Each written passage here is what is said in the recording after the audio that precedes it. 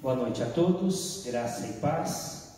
Agradecemos a Deus a oportunidade de podermos compartilhar juntos a palavra de Deus e fazemos isso diante da oportunidade deste Espírito Santo que ilumina e capacita a nossa mente para ouvir e aprender da palavra. Quero convidá-lo a abrir a palavra em Mateus capítulo 22, Evangelho de Mateus capítulo 22. Nós vamos ler os versos 1 a 14. A parábola das bodas, Mateus 22, de 1 a 14.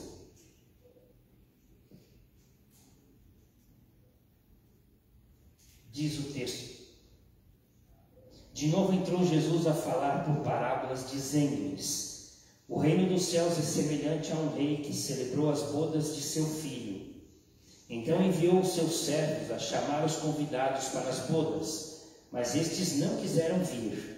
Enviou ainda outros servos com esta ordem: Dizei aos convidados: Eis que já preparei o meu banquete. Os meus bois e cevados já foram abatidos, e tudo está pronto. Vinde para as bodas.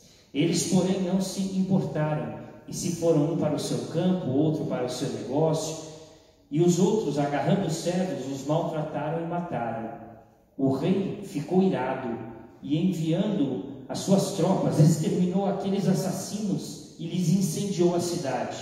Então disse a seus servos: Está pronta a festa, mas os convidados não eram dignos. Ide, pois, para as encruzilhadas dos caminhos, e convidai para as bodas a quantos encontrares. E saindo aqueles servos pelas estradas, reuniram todos os que encontraram, maus e bons, e a sala do banquete ficou repleta de convidados.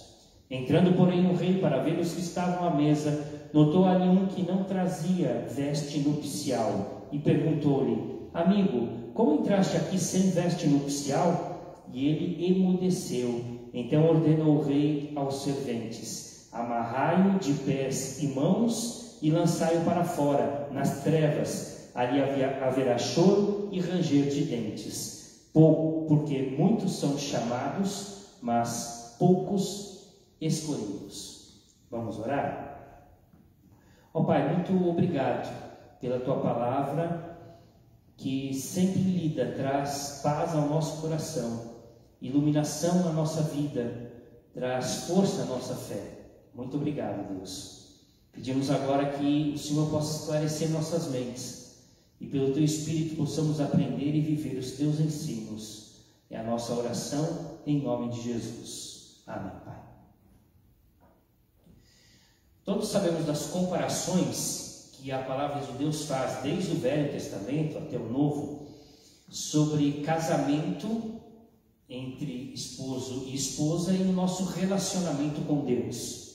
Então essa é uma das figuras que Deus usa para ilustrar a nossa comunhão com Deus, o casamento, porque envolve alguns princípios fundamentais: fidelidade, durabilidade, compromisso, amor.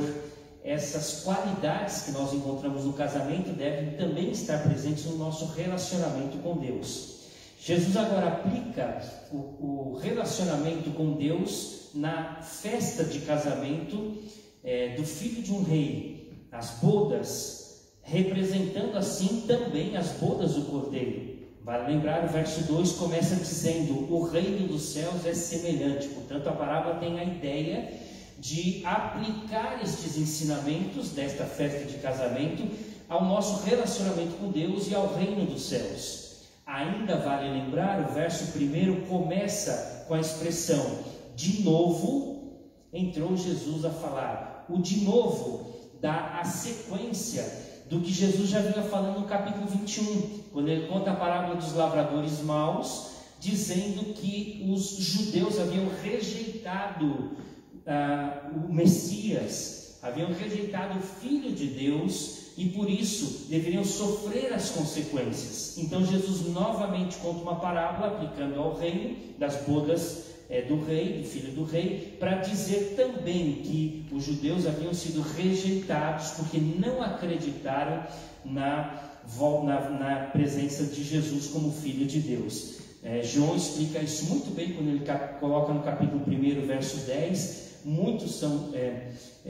Jesus veio para o que era seus, mas os seus não o receberam. Portanto, a ideia muito clara de que os judeus naquela época haviam rejeitado Jesus a ponto de crucificarem Jesus, de entregarem Jesus aos romanos para serem crucificados. As bodas, na época de casamento, representavam uma festa de uma semana. Muitas vezes até em situações reais, como é o caso, essa festa chegava a durar até um mês de celebração. Era uma festa que envolvia relacionamento familiar e muita alegria. Portanto, era de fato um momento marcante, não só na vida da família, mas de todo o reino, pois o filho do rei estava se casando. Essa parábola ensina lições sobre o reino de Deus, como Deus se propõe a salvar o ser humano e como o ser humano recebe este convite da salvação de Deus. Portanto, eu queria que a gente refletisse um pouquinho hoje sobre o convite para as bodas do Cordeiro, o convite para as bodas, para a celebração do Rei dos Reis, o convite para a salvação em Cristo Jesus. E eu destaco 4 lições para aprendermos com o texto. A primeira lição no convite das bodas: Deus pune a rejeição ao convite que Ele estende ao homem. Deus pune a rejeição ao convite que Ele estende ao homem. Diante da mensagem salvadora de Deus, da palavra de Deus, diante da mensagem salvadora de Cristo Jesus, nós sempre precisamos tomar uma posição. Ou nós aceitamos ou rejeitamos a palavra no sentido da mensagem que é recebida a nós. Ou nós recebemos a palavra e nos dispomos a viver esses ensinamentos, ou recebemos a palavra e deixamos ela entrar por um ouvido e sair pelo outro, sem termos nenhuma ação ou reação. Jesus aqui exatamente faz a condenação aos judeus que estavam recebendo o convite, ou haviam recebido o convite para participar do reino, mas eles rejeitaram o convite. Capítulo 21, no final do texto anterior, versos 45 e 46, nós vemos isto. Os principais sacerdotes e os fariseus, ouvindo estas palavras, a parábola dos lavradores maus, ouvindo estas parábolas, entenderam que era a respeito deles que Jesus falava, e conquanto buscassem prendê-lo,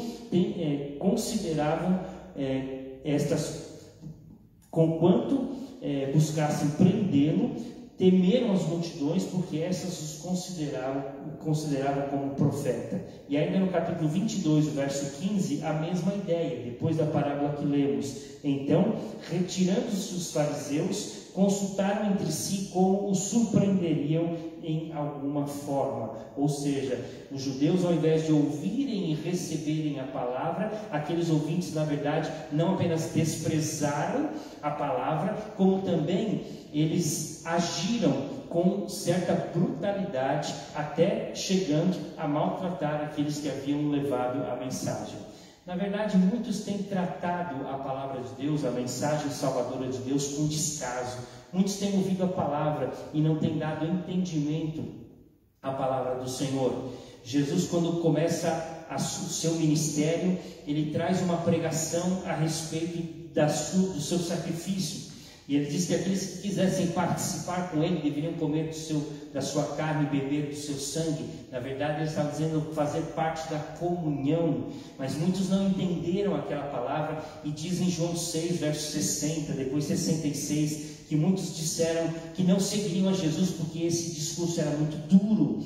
Então, diante daquela mensagem, muitos dos discípulos de Jesus o abandonaram. Portanto, muitos ouvem a palavra até os dias de hoje, mas continuam com o coração endurecido. Por isso a palavra é salvadora e graciosa a todos. A salvação é de graça, é verdade. Não depende da ação do homem, ou mesmo da resposta do homem, ou sim do toque de Deus, da graça de Deus. Mas esta mensagem precisa ser respondida prontamente, imediatamente, com urgência e com um compromisso sério. Não haverá entrada no reino de Deus se não houver aceitação ao convite. Muitos foram convidados, mas rejeitaram este convite. Segunda lição que nós podemos destacar: Deus nunca muda os seus planos, porque alguns o rejeitam. Deus nunca muda os seus planos, porque alguns o rejeitam. Versos 8 e 9, então disse a seus servos: está pronta a festa, mas os convidados não eram dignos. Ide, pois, para as encruzilhadas dos caminhos e convidai para as bodas a quantos encontrardes. Ou seja, o casamento, a festa está pronta. Deus não muda os seus planos, como o rei aqui não mudou o seu plano de casar seu filho, porque alguns não aceitaram o convite para participar da festa. O casamento estava marcado, o casamento iria acontecer, assim como Deus não muda os seus planos. Os planos de Deus são eternos, ainda que alguns não aceitem a palavra. Veja no capítulo 3, no final do capítulo 3 diz assim: mas estes não quiseram vir. O verso 5 chega até a falar que eles usaram de brutalidade. 5 e 6, eles porém não se importaram, e se foram um para o seu campo, outro para o seu negócio, e outros, agarrando os servos, o maltrataram e mataram. Diante da recusa destes primeiros convidados, o plano do rei continuou mesmo. Diante da recusa de muitos, diante da palavra de Deus, da mensagem salvadora, os planos de Deus continuam os mesmos. Só que a verdade é clara e óbvia: aqueles que têm rejeitado o convite salvador de Deus receberão também a recompensa da sua rejeição. O salário do pecado é a morte. Então todos aqueles que morrem nos seus pecados, João fala no capítulo 3, a partir do verso 33, todos aqueles que morrem nos seus pecados vão ser condenados por causa da ira de Deus. Aqueles que rejeitaram o convite sofrerão a consequência da sua negação, da sua rejeição. O casamento não seria adiado, independente da rejeição de muitos. Nós costumamos, ou nós muitas vezes mudamos os nossos planos, mas Deus nunca muda os seus planos. Jó reconhece isso, capítulo 42, verso 2, os planos de Deus nunca são mudados, o caminho de Deus é o mesmo, desde a eternidade, Ele sempre tem os seus planos cumpridos. As palavras de Deus são verdadeiras. Josué, quando está terminando a sua vida, ele reúne todo o povo para despedir cada um para a sua herança, e ele diz: eu estou velho, estou partindo dessa terra, estou indo para o caminho de todos, ou seja, estou morrendo, mas eu nunca vi a palavra de Deus cair por terra. Todas as suas palavras se cumpriram. Deus não mente, Deus não é filho do homem para mentir, nem para se arrepender. Os planos de Deus sempre são cumpridos. Portanto, essa é a segunda lição: Deus não muda os seus planos, independente da aceitação ou rejeição de muitos. Terceira lição que podemos destacar: não se entra no reino de Deus por esforço próprio, mas pela fé. Não se entra no reino de Deus por esforço próprio, mas pela fé. Verso 9 diz: ide para as encruzilhadas dos caminhos, convidai para as bodas a quanto encontrares. E saindo aqueles servos pelas estradas, reuniram todos os que encontraram, maus e bons, e a sala do banquete ficou repleta de convidados. Não é por mérito, por esforço próprio, mas pelo convite da graça de Deus. Quem eram aqueles segundos convidados, ou aquele grupo de segundos convidados, diante da rejeição dos primeiros convidados, aplicando aos judeus que haviam rejeitado a Jesus?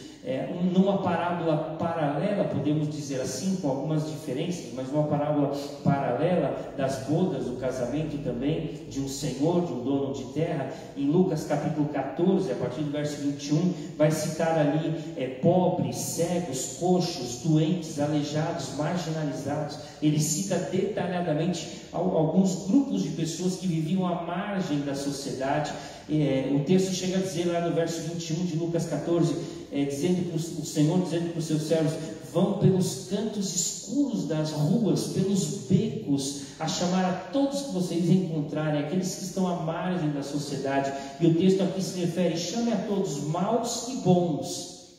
Ou seja, não depende da ação do homem, mas depende da graça de Deus, o convite aceito pela fé. Eles não tinham méritos de estar ali nas bodas do filho do rei, mas eles foram convidados para participar das bodas do rei. Nós não compramos a Deus com boas obras, nós não compramos a Deus com mérito e esforço, nós não compramos a nossa salvação por meio da nossa penitência ou dos nossos atos religiosos, mas nós dependemos única e exclusivamente da graça de Deus, do convite de Deus.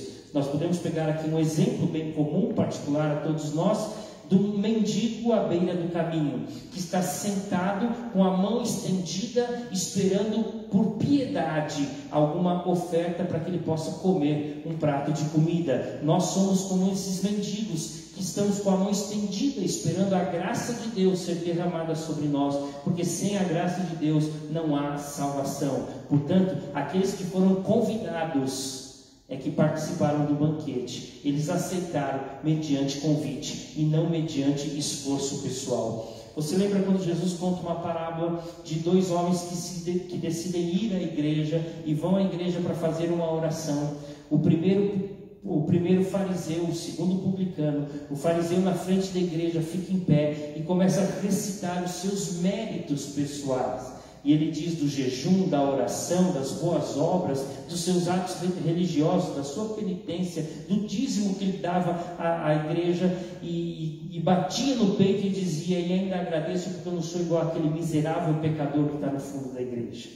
Enquanto aquele publicano batia no peito e dizia: eu realmente não mereço estar aqui. Portanto, a palavra é clara em dizer: não é pelo nosso mérito, mas é pela fé, pela graça salvadora de Deus. Portanto, não se entra no reino de Deus por esforço próprio, e sim mediante o convite gracioso do Rei dos Reis.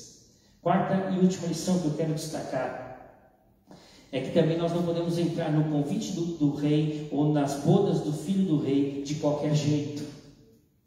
Aquele que aceita o convite, essa é a quarta lição, precisa manter a vida limpa. Precisa manter a vida limpa. Versos 11 a 13, nós lemos assim: entrando, porém, o rei para ver os que estavam à mesa, notou ali um homem que não trazia veste nupcial e perguntou-lhe: amigo, como entraste aqui sem veste nupcial?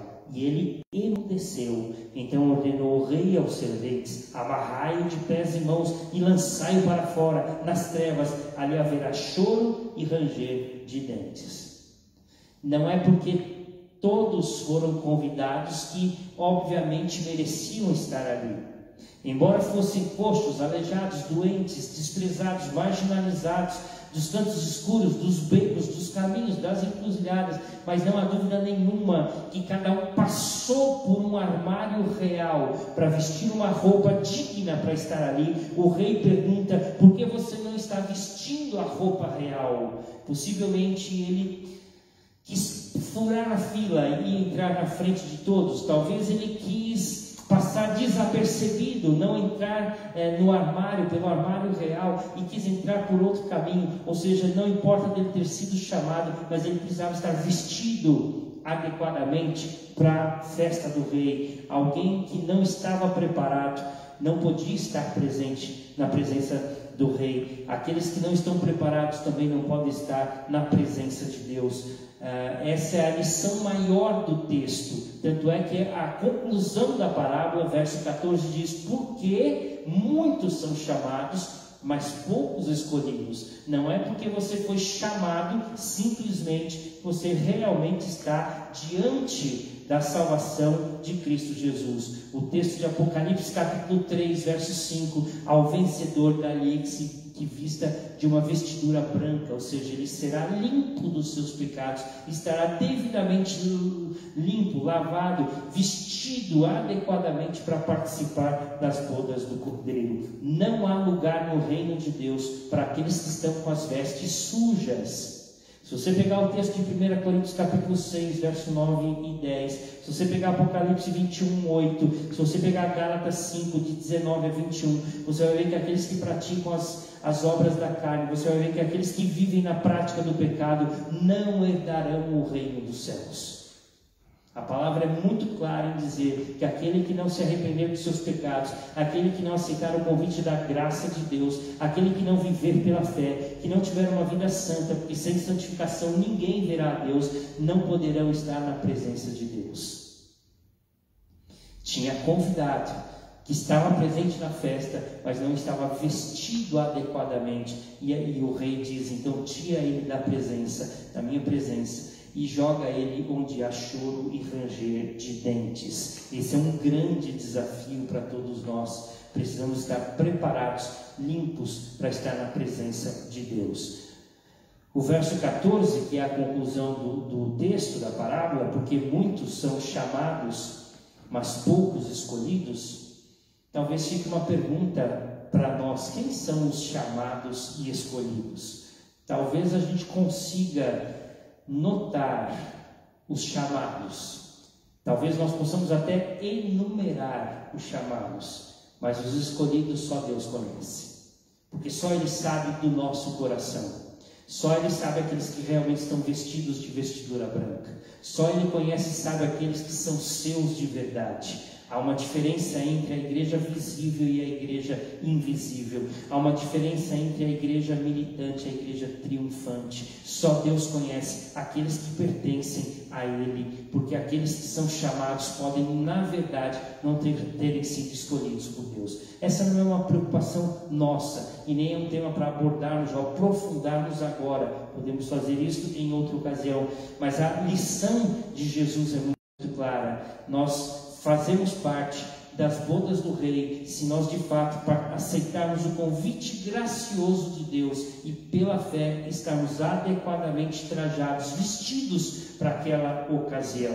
Só há lugar no reino de Deus para aqueles que estão no caminho certo, e o caminho é Jesus Cristo. Não há outro caminho. Jesus diz: eu sou o caminho. Portanto, aqueles que estão no caminho certo, na verdade, estão participando do banquete do reino. Deus pune a rejeição ao convite à salvação. Deus não muda os seus planos diante da rejeição. Não se entra no reino por mérito próprio ou por esforço pessoal. E aquele que aceita o convite precisa manter a sua vida limpa e viver em santificação. Podemos dizer que nós aguardamos com alegria as bodas do Cordeiro e a nossa entrada na glória de Deus, no reino da glória. Já participamos do reino, porque Ele habita em nós. O reino de Deus está dentro de nós, como Jesus Cristo diz. Mas aguardamos o dia glorioso, quando estaremos ceando, participando das bodas do Cordeiro com Jesus Cristo, o nosso Rei dos Reis. Que você possa deixar o seu coração aberto para esse convite gracioso entrar em seu coração e você aceitar pela fé Jesus Cristo como seu Senhor e Salvador. Que Deus assim abençoe a sua vida e que Deus te dê essa graça e oportunidade de conhecê-lo como Rei dos Reis e como Senhor dos Senhores. Vamos orar? Muito obrigado, Deus, pela oportunidade que o Senhor nos dá de recebermos de graça este presente maravilhoso da vida eterna. Também, ó Deus, aguardamos com ansiedade a volta de Cristo, quando estaremos juntos participando e celebrando as bodas do Cordeiro de Deus. Louvamos o Teu nome porque aqui temos a oportunidade de viver e experimentar a salvação, a comunhão com o Senhor, a intimidade com o Rei dos Reis. Pedimos ao Pai que o Senhor possa abrir o coração daqueles que ainda não Te conhecem como Senhor e Salvador, e que este convite da graça seja estendido a estes, para que também possam ter a mesma experiência salvífica que nós temos e conhecemos a partir de Cristo Jesus. Muito obrigado, Deus, por este presente maravilhoso, por este convite gracioso. Muito obrigado pela aceitação pela fé e participarmos da glória do Senhor. Em nome de Cristo oramos e agradecemos. Amém. Deus te abençoe em nome de Jesus. Um abraço para você e também para sua família.